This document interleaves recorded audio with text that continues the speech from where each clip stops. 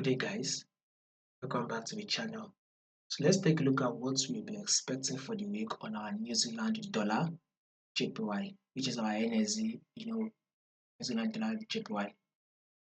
So subscribe if you are yet to subscribe, so stay updated. I'm going to be giving you guys back-to-back updates, so subscribe to stay updated. Now, if you take a look at this on our New Zealand dollar, let's start with our trend to be able to predict what market will be giving us this week. We need to understand the movements. We all know that market tends to give us three movements. It's either we're having a movement to the upside, which is an uptrend move, or we are having a downtrend move, or market is likely giving us a ranging market move. So that is what market is doing. But when you go to take your daily time frame or your 4-hour time frame, you will clearly see that market is literally trending to the upside, right? That is the overall movement. If you have to zoom it out, especially JPY pairs, you will see that JPY is literally has been selling. Reason why any pair correlated to JPY is pushing up. Simple like Euro JPY,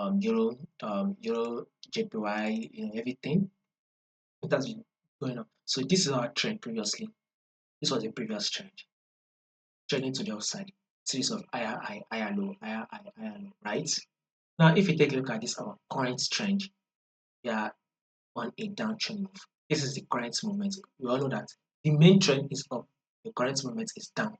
So that is it. Now, if you take a look at what market is doing of recent, market is ranging within this level.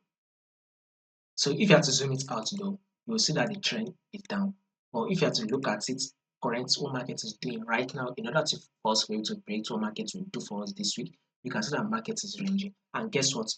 But with this movement, we should be expecting a bullish move back. Reason why I said that is that this is our support level. This is also our resistance level. When market dropped, it came to tap our support level. Market eventually gave us that bullish move that tapped our resistance. It eventually dropped to tap our support. Market gave us that bullish move that tapped our resistance. It eventually dropped to tap our support. Market eventually gave us that bullish move to tap our resistance. And now it has dropped. You can see it ranging. Market is ranging. Now it has dropped to tap our support.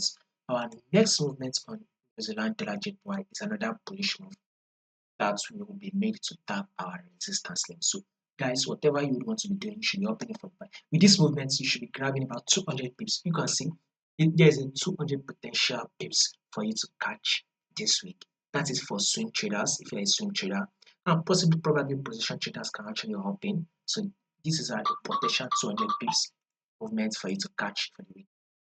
Now take a look at it on your 4-hour time frame. There is a multiple rejection at this level. You can see it right. Market is rejecting multiple times. So that is an indication that market is failing to break below. The downward movement is weak. Now we should now be expecting the upward movement. So basically with this movement, expect a little bit of a pullback and then you would ride that movement upward.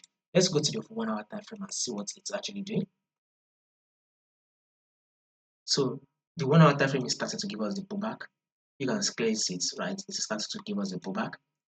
So once the pullback, it gives us the pullback finish, guys, open for the buy next on your New Zealand dollar JPY. So another bullish move week is what we should be expecting.